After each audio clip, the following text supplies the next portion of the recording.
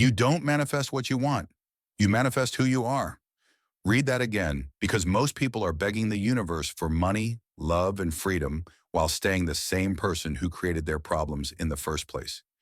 You can visualize success all day, but if your habits are weak, your thoughts are chaotic, and your discipline is inconsistent, the universe doesn't listen to your words.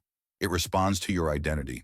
That's why two people can want the same life, but only one gets it, not because they wanted it more, but because they became someone who could carry it. Your bank account is not a money problem. Your relationships are not a love problem. Your anxiety is not a motivation problem. They are mirrors reflecting who you are being every single day. So the real question is not what do I want to manifest? It's who do I need to become so the life I want has no choice but to follow. Part 1, Identity Before Outcome. Why wanting more never works until you become more. Close your eyes for a moment. Take a slow breath in and out. Now say this with me, quietly or out loud. I don't manifest what I want. I manifest who I am. Most people hear that sentence and feel uncomfortable. Not inspired, uncomfortable. Because it quietly removes their favorite excuse. It removes the fantasy that life will change just because they desire it strongly enough. Here's the hard truth most people never want to hear. Your life is not a punishment. Your life is a mirror. And mirrors do not respond to wishes. They respond to position. You can stand in front of a mirror and hope it smiles first. It never will. You must smile first. That is what manifestation really is. And long before modern influencers turned manifesting into candles, affirmations, and wishful thinking, a Roman emperor sitting in a cold military tent already understood this truth. His name was Marcus Aurelius. He did not manifest peace by wishing for a calmer world. He manifested peace by becoming a calm man inside a violent world. He did not manifest power by craving control. He manifested power by mastering his reactions when control was impossible. And that is why his words survived nearly 2,000 years, while most people's dreams don't survive a single bad week. Marcus Aurelius wrote something that most people skip over too quickly. You have power over your mind, not outside events. Realize this, and you will find strength. That sentence is not motivational. It is surgical. It tells you exactly where manifestation begins. Not in the universe, not in your vision board, but in your identity. Because wanting more never works until you become more. Let me show you why. Every day, millions of people wake up wanting the same things. More money, more confidence, more respect, more peace. Yet statistically, very few ever get them. According to behavioral psychology research, over 80% of people abandon meaningful personal goals within the first 6 weeks. Not because they lack desire, but because desire is not the problem. Identity is. Desire is emotional. Identity is structural. Desire says, I want a better life. Identity asks, who do I have to be every day to make that life normal? Most people never answer that second question, so they keep wanting and keep waiting. Marcus Aurelius would call this self-deception. He warned himself daily not about enemies or fate, but about his own weakness, about laziness disguised as hope, about comfort disguised as philosophy. He wrote, stop talking about what the good man is like and just be one, not want. Be. That is the line where manifestation becomes real. Now pause for a reset. Take one breath. Say it with me. Identity before outcome. Here is where everything changes. If you want wealth but your identity avoids responsibility, your subconscious will sabotage every opportunity. If you want love but your identity is afraid of boundaries, you will attract chaos, not connection. If you want peace but your identity is addicted to noise, conflict, and distraction, peace will feel unfamiliar, even threatening. The mind protects what is familiar, not what is better. This is why people self-destruct right before success. Why lottery winners lose their money. Why people leave healthy relationships for familiar dysfunction. They did not become the person who could hold the outcome. Marcus Aurelius understood this deeply. As emperor, he could have blamed fate, the gods, or corrupt politicians. Instead, he wrote relentlessly about his own character. He reminded himself, be tolerant with others and strict with yourself. That sentence alone explains why most people fail at manifestation. They are strict with the universe and tolerant with their own bad habits. They demand results while negotiating discipline. They demand respect while tolerating disrespect. They demand abundance while living in emotional debt. The Stoic approach is the opposite. Marcus believed the world owes you nothing, but you owe yourself integrity, and integrity is identity in action. Let me make this painfully clear. You do not attract what you think about most. You attract what you tolerate most. You tolerate scrolling instead of building. You tolerate excuses instead of structure. You tolerate disrespect instead of boundaries. You tolerate inconsistency instead of discipline. And then you wonder why your life looks the same year after year. Marcus would say, "Why are you surprised?" Reset again. Slow breath in, out. Say it with me. I become first. Then I receive. Here is a story that brings this to life. Two men want financial freedom. The first watches videos, saves quotes, repeats affirmations, and waits for motivation. The second builds a boring identity. He wakes up at the same time every day. He tracks expenses. He learns one skill for 30 minutes daily. He keeps promises he makes to himself. After 1 year, the difference is not money. It is posture, confidence, calm. After 5 years, the difference looks like luck, but it was never luck. It was identity compounding. James Clear calls this the aggregation of marginal gains. Stoics called it virtue. Marcus Aurelius would simply say, the soul becomes dyed with the color of its thoughts. But here is the modern translation. Your nervous system becomes trained by repetition.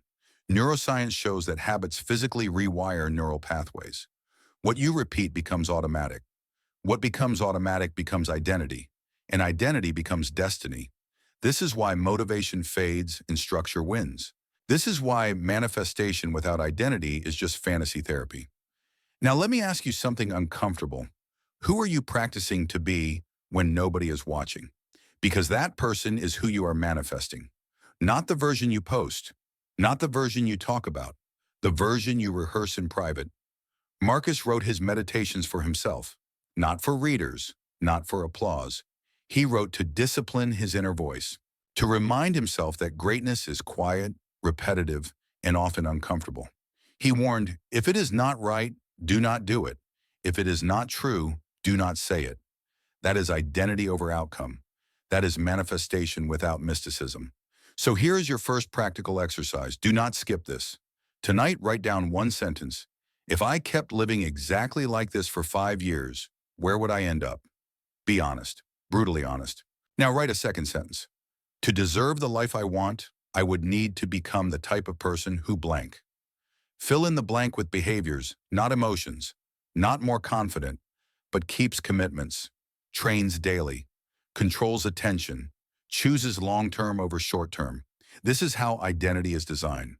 Marcus Aurelius did this every day, not perfectly, but consistently. And consistency is the real manifestation.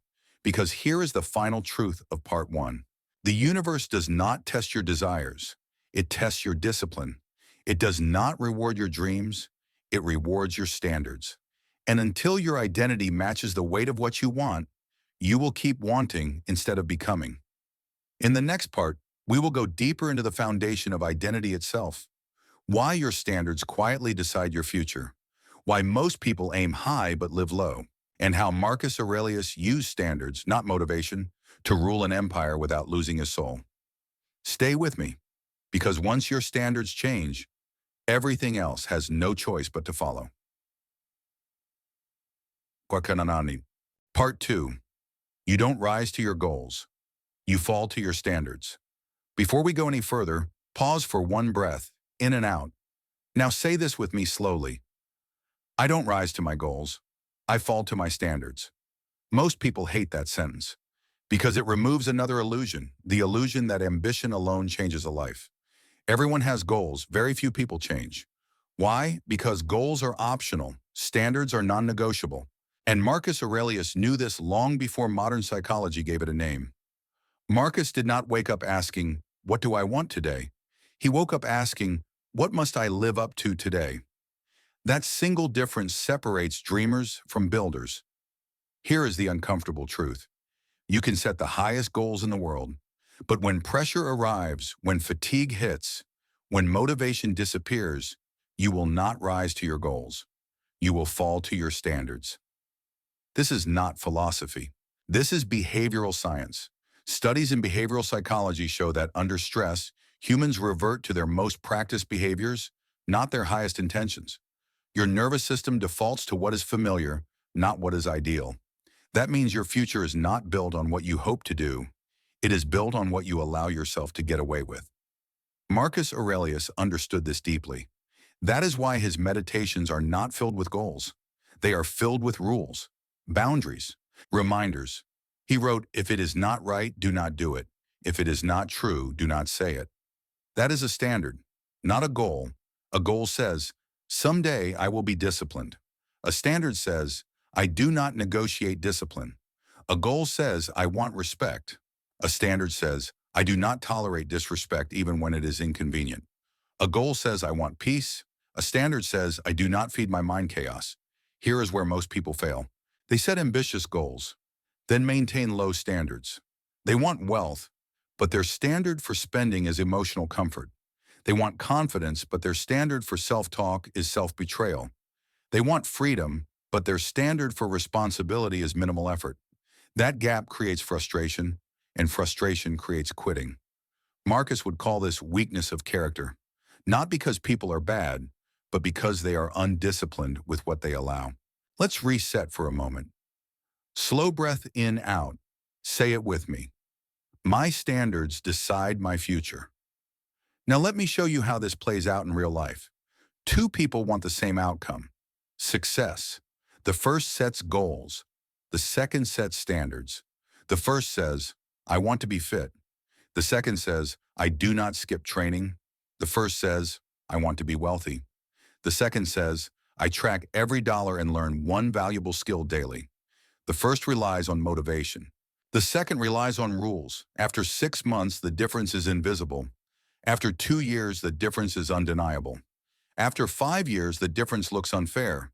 But it is not unfair. It is mechanical. James Clear describes this as systems over goals. Marcus Aurelius described it as virtue. Different language, same truth. Marcus wrote, "Waste no more time arguing about what a good man should be. Be one." Notice what he did not say. He did not say, "Aim to be good someday." He said, "Be." Being requires standards, and standards are built through repetition.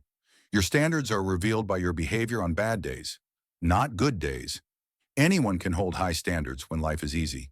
Stoics train standards for chaos. Marcus ruled during plagues, wars, betrayal, and loss. Yet his standards did not change. He did not allow bitterness to rule him. He did not allow comfort to corrupt him. He did not allow power to excuse laziness. That is why he remained stable while the world burned. Now here is the part most people avoid. Low standards feel kind. They feel forgiving. They feel humane. High standards feel harsh, lonely, unpopular. That is why most people choose low standards. They tolerate lateness. They tolerate excuses. They tolerate weak effort. They tolerate emotional chaos. And then they wonder why their life feels unstable. Marcus warned against this. He wrote, "You can leave life right now. Let that determine what you do and say and think." This was not morbid, it was clarifying. If today were your last day, would your standards change? If yes, then your current standards are already too low. Reset again, in, out. Say it with me. I raise my standards, or I repeat my life. Now let's make this practical. Here are the 4 standards that silently shape most destinies. Standard 1, what you tolerate from yourself. Do you tolerate procrastination disguised as planning? Do you tolerate distraction disguised as rest? Do you tolerate comfort disguised as self-care? Marcus would call this indulgence. He wrote, "It is not death that a man should fear, but he should fear never beginning to live." Low standards delay life. Standard 2, what you tolerate from others. Do you allow disrespect to avoid conflict? Do you over-explain to people who do not listen? Do you give access to people who drain you? Marcus believed boundaries were not cruelty. They were clarity. Be tolerant with others and strict with yourself. That balance is strength. Standard 3, what you consume daily. Your standards for information matter. If you consume outrage, you will live in tension. If you consume noise, you will live distracted. If you consume discipline, you will live focused. Neuroscience shows that repeated exposure to negative stimuli increases baseline anxiety levels by over 30%. Your nervous system becomes hypervigilant. Marcus protected his mind like a fortress. He wrote, "The soul becomes dyed with the color of its thoughts." That is not poetry. That is biology. Standard 4. What you repeat without questioning. Habits repeated without reflection become prisons. Marcus practiced daily reflection to break unconscious repetition. He would ask himself at night, where did I act against my own values? Where did I compromise? Where did I stay aligned? This is how standards are maintained. Now here is the hard truth. If your standards are low, manifestation will fail, not because the universe is cruel, but because your identity is inconsistent. High standards create alignment. Alignment creates momentum. Momentum creates results. Let me give you a simple stoic exercise. Tonight, write down 3 non-negotiable standards, not goals, standards. For example, I do not scroll before I create. I do not agree to things I resent. I do not end the day without learning something. These standards must feel slightly uncomfortable. If they feel easy, they are not standards. They are preferences. Marcus believed discomfort was the training ground of character. He wrote, "Choose not to be harmed, and you won't feel harmed." That is a standard for emotional discipline. And here is the final insight of part 2. Your life does not improve when your goals get bigger. It improves when your standards get tighter. Goals inspire for a moment. Standards guide forever. And once your standards change, your identity follows. In the next part, we will go even deeper. We will talk about attention, why what you focus on becomes what you manifest, why affirmation without attention control fails, and how Marcus Aurelius trained his mind to remain powerful in a world designed to distract you. Stay with me, because once you control your attention, you control the direction of your life. Part 3. What you feed your mind is what you manifest. Before we continue, slow down for a moment. Take one calm breath in and out. Now say this with me clearly. What I give my attention to, I give my life to. Most people believe manifestation starts with desire. Stoics knew it starts with attention. Because attention is not just focus. Attention is direction. Attention is energy. Attention is your most limited resource. And whatever repeatedly receives it grows. Marcus Aurelius understood this better than most people today, with unlimited screens and constant noise. He ruled an empire during war, plague, betrayal, and political chaos. Yet his writings reveal something surprising. He was not overwhelmed. Why? Because he guarded his attention like a fortress. Marcus wrote, "The happiness of your life depends upon the quality of your thoughts." That sentence is often quoted, but rarely practiced, because it demands discipline, not optimism. Here is the hard truth. You cannot manifest peace while feeding your mind anxiety. You cannot manifest clarity while drowning in noise. You cannot manifest strength while rehearsing fear. Attention is the real magnet, and most people give it away cheaply. Reset for a second. Breathe in out. Say it with me. I choose what I focus on. Now let me explain why attention matters more than affirmations. Affirmations are occasional. Attention is constant. You might say, I am confident once a day. But if your attention lives in comparison, criticism, and doubt for 10 hours, which one do you think wins? Neuroscience gives us a clear answer. Studies show the average person has over 6,000 thoughts per day. More than 70% are repetitive, and a large portion are negative. Your brain becomes efficient at what it practices most. So if your attention constantly scans for danger, drama, or validation, your nervous system adapts to that environment. You do not manifest what you want, you manifest what your attention trains you to expect. Marcus Aurelius trained his attention deliberately. Every morning he reminded himself, today I shall meet busybody, the ungrateful, arrogant, deceitful, envious, unsocial. Why would he do that? Not to complain, but to prepare. Preparation is attention with purpose. Instead of being shocked by human behavior, Marcus expected it. That expectation removed emotional spikes.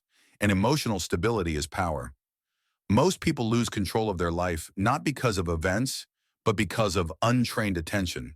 They react instead of respond. They consume instead of choose. They scroll instead of think.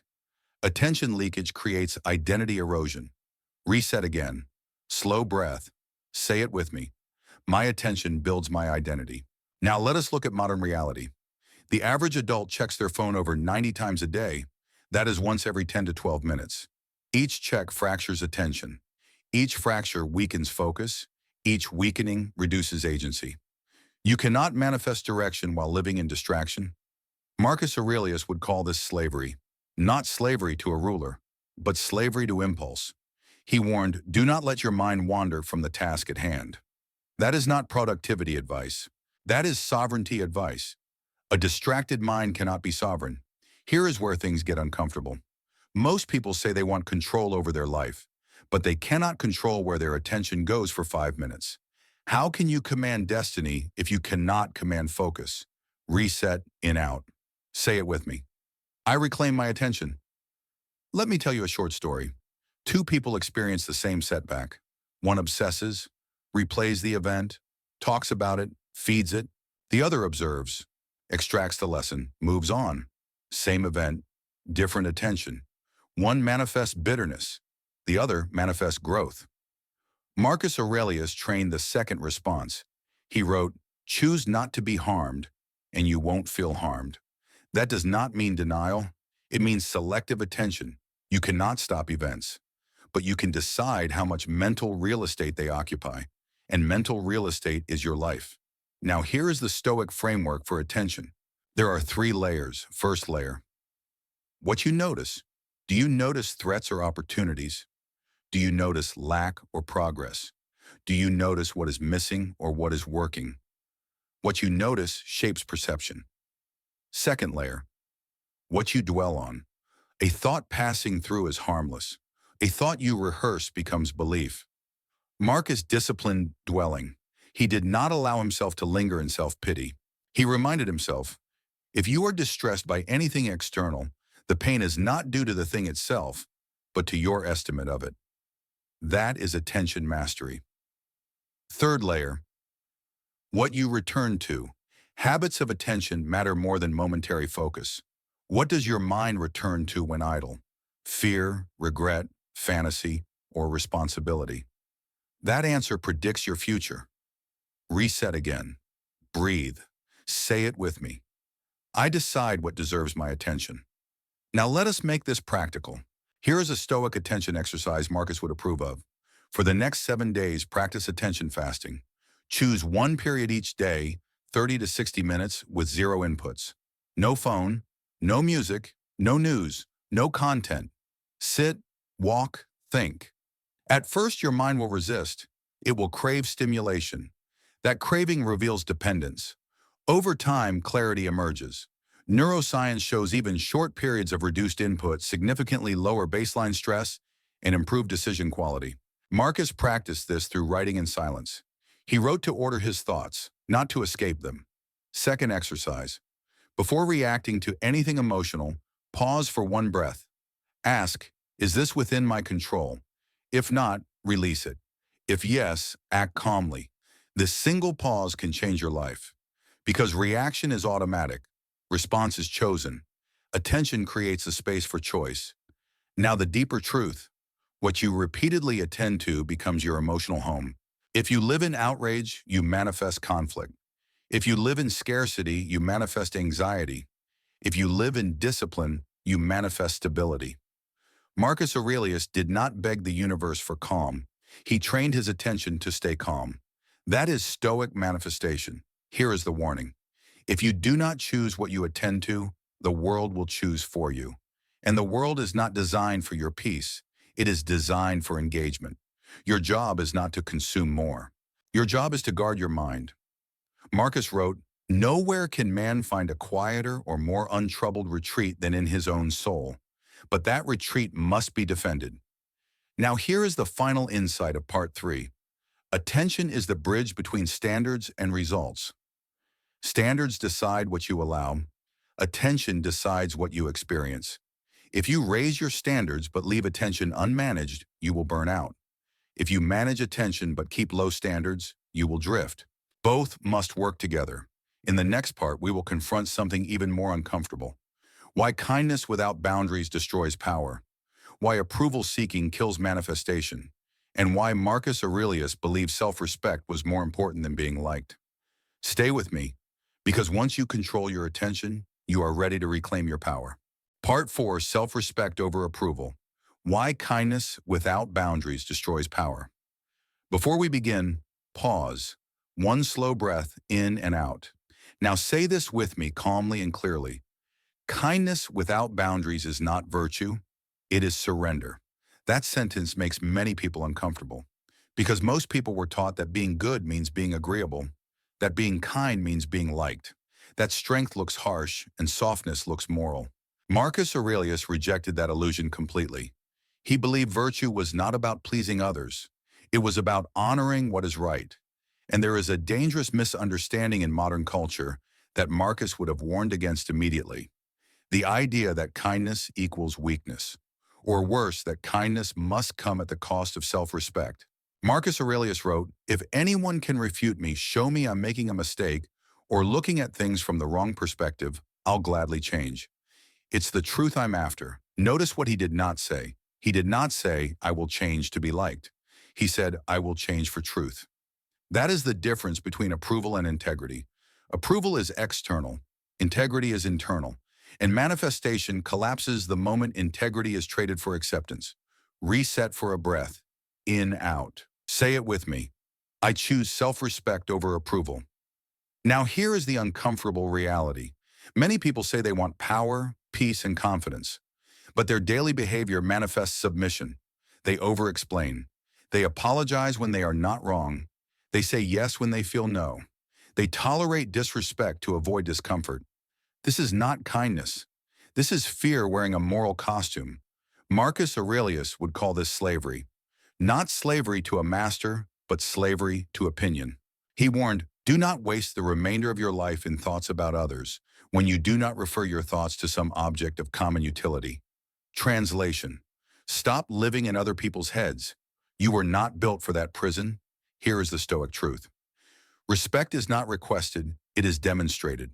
And boundaries are not cruelty, they are clarity. When you lack boundaries, you invite chaos. When you invite chaos, you lose authority over your own life. Reset again. Slow breath, say it with me. Boundaries protect my peace. Let me tell you a short story. Two people enter the same workplace. The first is endlessly kind, always available, always flexible, always accommodating. The second is respectful, calm, and firm. They are both polite, but only one is taken seriously. Within months, the first is overloaded, underpaid, and resentful. The second is trusted, promoted, and consulted. Why? Because people do not follow kindness. They follow clarity. Psychological research supports this. Studies in organizational behavior show that individuals who maintain clear boundaries are perceived as more competent and more trustworthy than those who over-accommodate. Not less kind, more respected. Marcus Aurelius understood this intuitively. As emperor, he could not afford to be liked. He had to be just. Justice sometimes requires saying no. It requires disappointing people. It requires standing alone. He wrote, "Be upright, not kept upright." That is self-respect. Here is where most people sabotage manifestation. They say they want abundance, but their boundaries leak energy. They say they want peace, but they let anyone interrupt their attention. They say they want confidence, but they hand decision-making to others. The result, they manifest exhaustion, they manifest resentment, they manifest dependence, not because they are bad, but because they are unprotected. Marcus Aurelius would say this is a failure of inner leadership. Reset again. Breathe. Say it with me. I lead myself first. Let us get practical. Here are 3 Stoic boundaries that change everything. Boundary 1, emotional boundaries. You are not responsible for managing other people's emotions. You can be fair, you can be honest, you can be respectful, but you do not absorb guilt for other people's reactions. Marcus wrote, "Choose not to be harmed, and you won't feel harmed." This is emotional sovereignty. Boundary 2, time boundaries. Your time is your life. If people can access it without respect, they will drain it without regret. Marcus guarded his time fiercely. He wrote his meditations while ruling an empire, not because he had spare time, but because he made time sacred. Boundary 3, value boundaries. Do not negotiate what you believe is right. Compromise behavior when necessary. Never compromise values. Marcus said, if it is not right, do not do it. That is a boundary. Now let me give you a simple stoic exercise. For the next 7 days, practice saying no once per day. Not aggressively, not apologetically, simply calmly. No, that doesn't work for me. No, I'm not available. No, I won't participate in that. Notice what happens. At first, guilt will arise. That guilt is not moral. It is conditioning.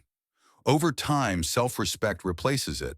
Neuroscience shows that repeated boundary setting reduces stress hormones and increases perceived control. Control restores confidence. Confidence restores power. Now here is the final insight of part 4. Kindness without boundaries leads to self-betrayal. Self-betrayal kills manifestation, because you cannot attract a powerful life while abandoning yourself daily.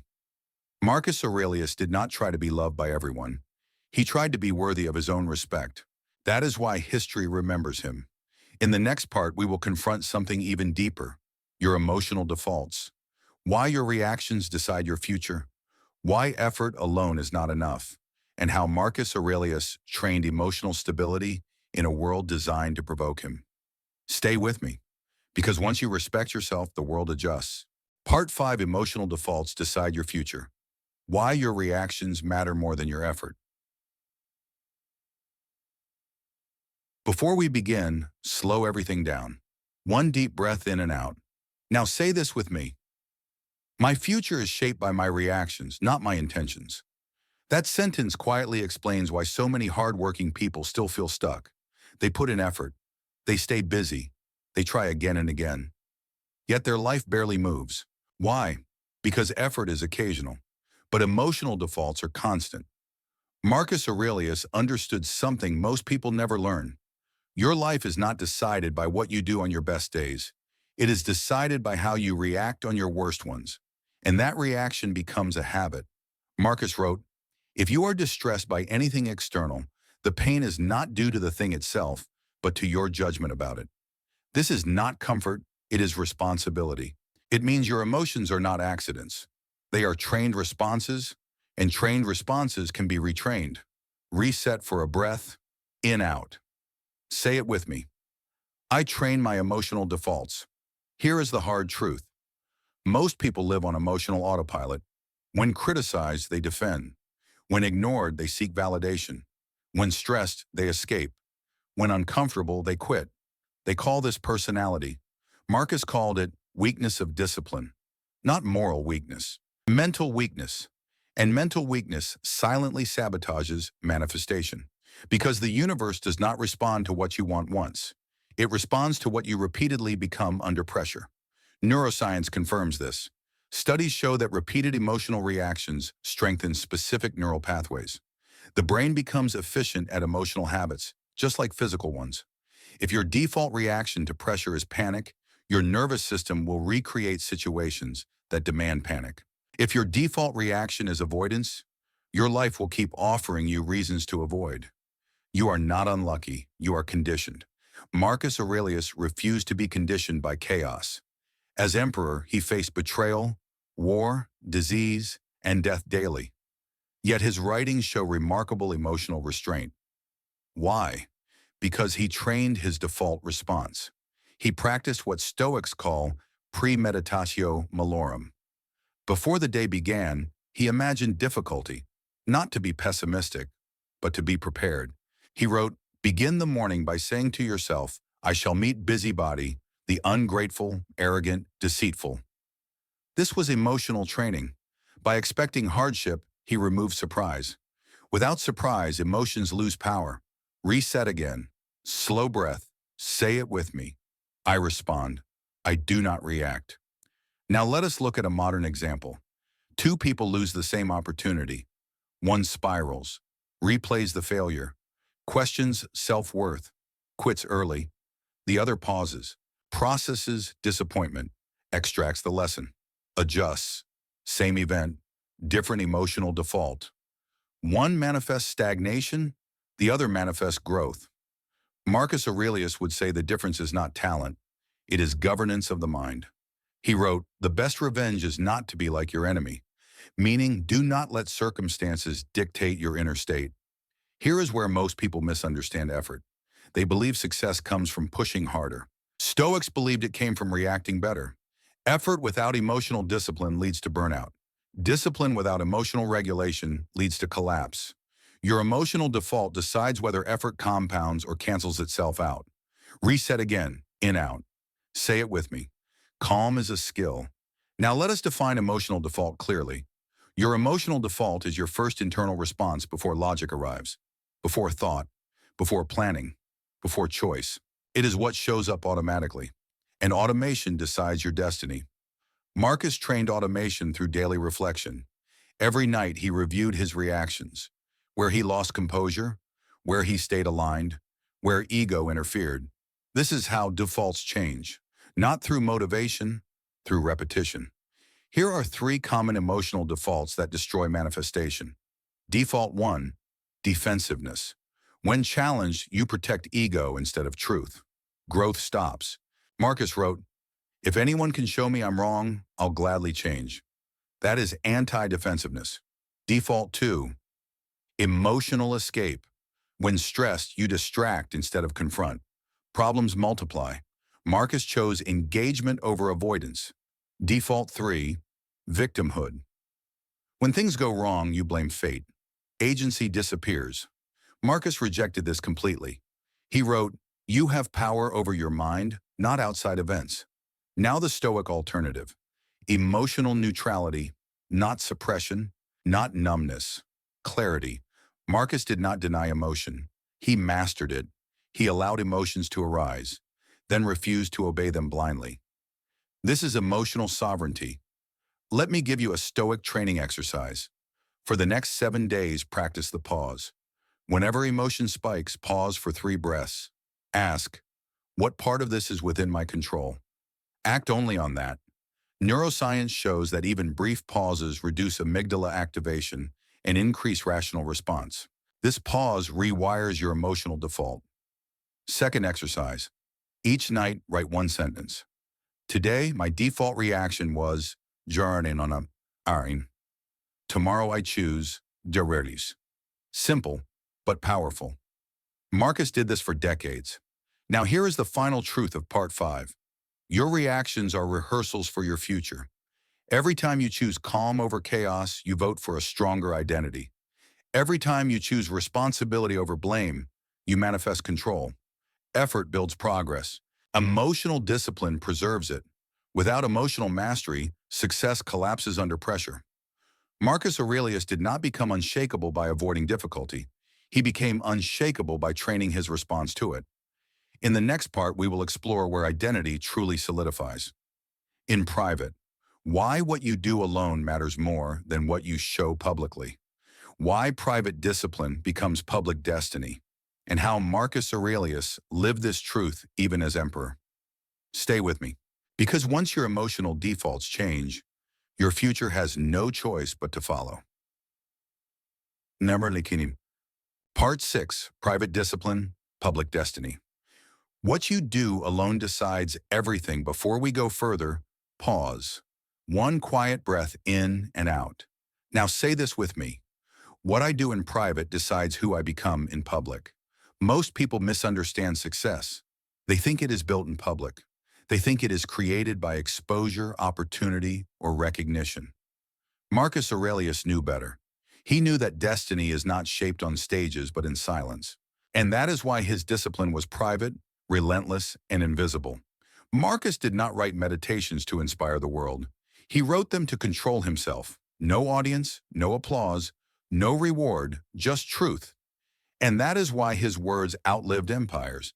Here is the truth most people never want to face. Your public life is only the shadow of your private habits. You can fake confidence for a moment. You can fake discipline for a week, but you cannot fake identity for a lifetime.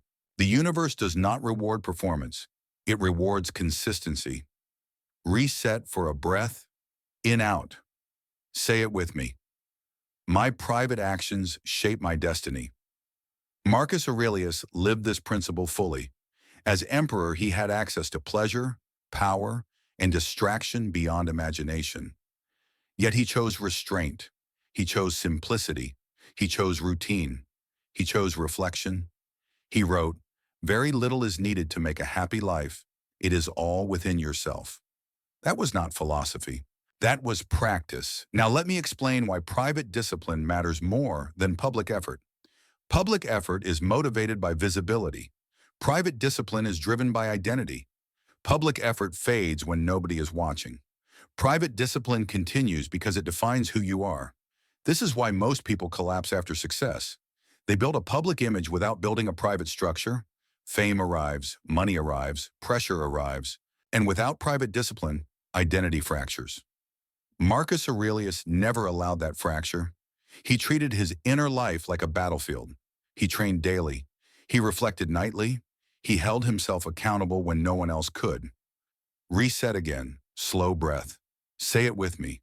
I govern myself. Now let us talk about the hidden habits that quietly shape destiny. Habit 1. What you do first each day. The first hour programs the nervous system. Marcus began his days preparing for difficulty. He reminded himself that people would be selfish, rude, and unfair. Not to resent them, but to remain steady. Modern research confirms this. Morning mental framing significantly affects emotional regulation throughout the day. What you rehearse first, you react from later. Habit 2. What you consume when no one sees. Not just food, information. What you watch late at night. What you scroll when tired. What you feed your mind when defenses are low. Marcus guarded his mind carefully. He wrote, "Keep your soul free from passions, not suppress them, train them." Habit 3. What you repeat when it is boring. Discipline is not heroic. It is repetitive. Marcus did not chase novelty. He repeated fundamentals: justice, temperance, courage, wisdom. That repetition forged identity. Neuroscience shows that identity is reinforced through repetition, not intensity. You do not need massive effort. You need consistent alignment. Reset again. In, out. Say it with me. Repetition builds identity. Now here is the uncomfortable part. Most people live two lives, the public self and the private self. One is polished, one is undisciplined. This gap creates anxiety because the mind knows the truth. Marcus Aurelius closed that gap. He aimed to be the same person alone as in public. He wrote, "Never act without purpose and resolve or without the means to finish the job." That applies especially in private. Here is a stoic exercise that changes everything. For the next 7 days, choose one private discipline. 1. No one needs to know. It could be daily writing, daily physical training, daily reading, daily silence. Commit fully. Do it even when motivation disappears. This single habit will become an anchor. Second exercise. At night, ask yourself 3 questions. What did I do well today? Where did I fall short? What will I correct tomorrow? Marcus did this for decades. This nightly audit kept his identity sharp. Now here is the final truth of part 6. You do not rise in public by accident. You rise because you trained in private. You do not become strong when tested. You reveal what you trained. Marcus Aurelius did not rely on talent. He relied on preparation. And preparation is invisible until it is unavoidable. In the final part, we will bring everything together: identity, standards, attention, boundaries, emotional discipline, private practice, all into one clear stoic protocol, not theory, a system. How Marcus Aurelius would build a powerful life today. Stay with me, because the final piece is where transformation becomes permanent. Part 7, the Stoic Manifestation Protocol. How Marcus Aurelius would build a powerful life today.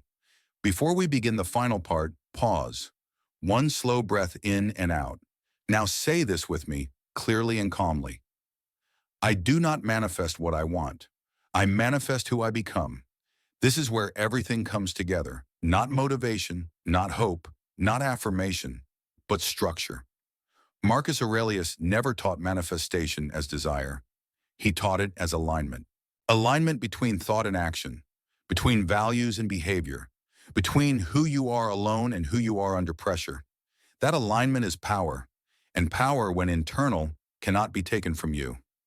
Marcus lived in a world far harsher than ours. Plague killed millions. Wars lasted decades. Betrayal came from family and allies. Yet his inner life remained stable. Why? Because he lived by a system, not a feeling.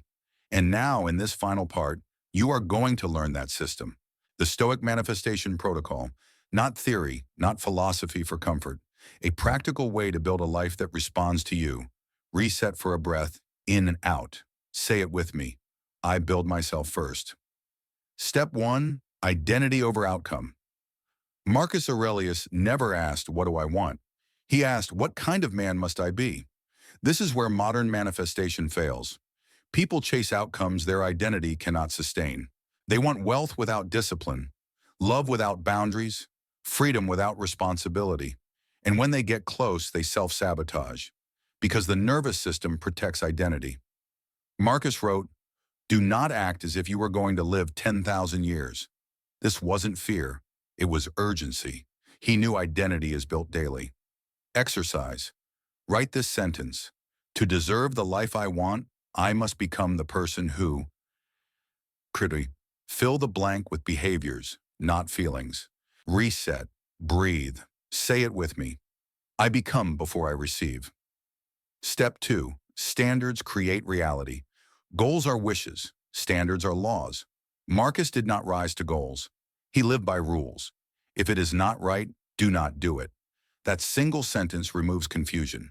Your standards decide what you tolerate, what you repeat, what you allow, and what you allow becomes your life. Exercise. Choose 3 non-negotiable standards, not ambitions, rules. Example, I do not lie to myself. I do not skip training. I do not tolerate disrespect. Live by them quietly. Reset again. Slow breath. Say it with me. My standards decide my destiny. Step 3. Attention is the real magnet. Marcus knew what most people don't. You become what you attend to. The happiness of your life depends upon the quality of your thoughts. Thoughts are not random. They are trained by attention. If your attention lives in outrage, you manifest chaos. If your attention lives in discipline, you manifest clarity. Exercise. For 7 days, remove one source of noise. No news, no doom scrolling, no reactive content. Replace it with silence or reflection. Reset, in, out. Say it with me. I guard my attention. Step 4. Self-respect over approval. Marcus never tried to be liked. He tried to be right. Approval is unstable. Self-respect is permanent. Kindness without boundaries creates weakness. Boundaries without cruelty create power. Marcus wrote, be upright, not kept upright. That means lead yourself. Exercise. Say no once per day this week, calmly, without explanation. Notice what rises. That discomfort is conditioning leaving your body. Reset again. Breathe. Say it with me. I respect myself. Step 5. Emotional defaults. Decide the future. Marcus trained his reactions before life tested him. He practiced hardship in advance. If you are distressed by anything external, the pain is not due to the thing itself, but to your judgment. That is emotional sovereignty. Effort builds progress. Reaction preserves it. Exercise. When emotion spikes, pause for 3 breaths. Ask, what is within my control? Act only there. This single pause rewires destiny. Reset, in, out. Say it with me. Calm is my power. Step 6. Private discipline, public destiny. Marcus ruled an empire, yet his discipline was invisible. He trained in silence. Because what you do alone becomes who you are publicly. Identity cannot hide. Exercise. Choose one private habit. Do it daily. Tell no one. This is how self-trust is built. Reset one last time. Slow breath. Say it with me. I govern myself. The final truth. You cannot manifest a life you are not prepared to live. If success would expose your lack of discipline, you will avoid it. If power would expose your insecurity, you will destroy it. But when identity is strong, outcomes feel natural. Marcus Aurelius did not become legendary by wanting greatness. He became legendary by becoming worthy of responsibility. And now the choice is yours. Not tomorrow, not next month, tonight. Do one thing your future self would respect. One boundary, one workout, 1 hour of silence, one honest correction, and then leave this video with one word. Not what you want, who you choose to become. Because once identity changes, results have nowhere left to hide. If this hit you, good, it was supposed to. Because this channel isn't about motivation, it's about transformation. Not chasing results, but building the identity that creates them naturally. If you're tired of affirmations that don't work, visualizations that don't change anything, and advice that sounds good but feels empty, you're in the right place. Here we build discipline, we master emotions, we think like stoics, and we become the kind of person success follows quietly. So if you're ready to stop asking the universe and start shaping yourself instead, subscribe to Making Life Better. Because when you change who you are, everything you want starts looking for you.